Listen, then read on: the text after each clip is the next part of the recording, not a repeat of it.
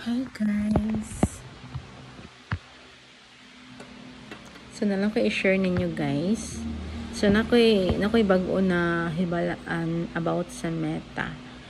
So as for me manggod, sa akong nag-base ko sa ako ang experience sa Meta is ang bag-o lang na monetize na ko sa ako ang profile. Yeah, sa akong profile. But as far as I know man god is monetize ka ni Meta pag ang imuhang followers is mag-abot siya og 5,000 and kanang nakay 5,000 followers and of course imong mamit ang ang minutes viewed sa imuhang videos. So as for me sa ako is kanang wala na ko na meet ang meet, okay? Wala na ko na meet ang 5,000 followers. Kay ang ako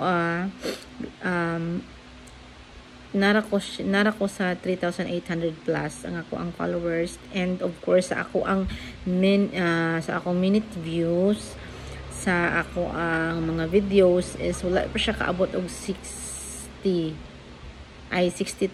minutes views. Okay. Pero natingala ko niya is nga nang na-monetize ko. So mo din siya ang kanang possibility nga para ma-monetize ka. So na siya mga steps, na siya mga kanabitang dapat nimo buhaton or dapat dili nimo buhaton. So sa ako is ang gibuhat nako is everyday kailangan kanang mag-post ka o kanang more than 3 or more than 2 nga mga videos nimo para makuan ka ni Meta kanang iha kang masuggest bitaw. And of course kanang kailangan kung mag-post ka, especially sa reels, kailangan ka mag-post ka og mga videos, kailangan original content gid nimo siya. Kailangan wala siya music ingana bitaw sa kaysa sa ako among good is ang akong ibang post sa ako ang reels is kanang wala siya mga music. So ako lay nagyama-yama di ako lay nagyaw-yaw. Kabantay mo, di ba? Bahalag laay na diha bahalag laay na imong video diha, at least makakuharta ka, di ba? Ingano pareha sa uban, di ba, ang ilahang matingala ka, di ba, nga ang uban is naay mga sounds ang ilahang mga reels, ilang mga videos sa Facebook, and then naabot ang ilahang mga views o abot mga million, pero waka kabalo na wala din na siya, dili na siya monetize nga video tungod kay dili na siya original content. Okay, so ang required good ni Meta is kailangan mag-post ka, especially mga videos like reels kailangan original content gid mo siya. Okay, kay ngano kung magkuan mo ka ng music is na siya copyright music inan bitaw, so mabantayan gid mo sa kanang Meta. And of course kanang like for example kana bitawng kuan mo mag-post mo, butangan ninyo siya og wording mag-post mo og please subscribe, please kanang follow to follow, so di na siya pwede kuana siya kanang di na siya pwede kang Meta.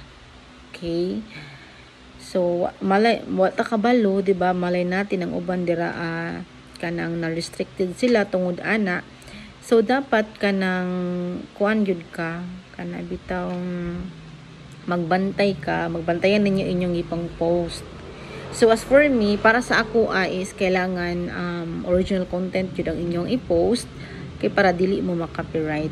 And kanang sa bahin pud sa about pud sa kanang videos bitaw, so even if inyo na siyang gikuha na videos, inyo na siyang gi-download tapos inyong i-post, pwede rin na siya basta kay inyo siyang i-edit ninyo siya. I-edit ninyo siya nga kanang maghimo mo inyong kibali original ninyo nga content. Okay, inyo siyang i-edit, dili ninyo siya nga kanang the same bitaw atong inyuhang pagkuha dito kay ngano ang tag-iya na pwede na niya i-claim niya na nga iyaha na nga post, iyaha na nga content. So more to guys, more to akong ikatambag mga tips na siya for how to get how to monetize early kay dikitidri kay Meta. So thank you, and thank you for watching my video until the end. Okay, so bye bye everyone.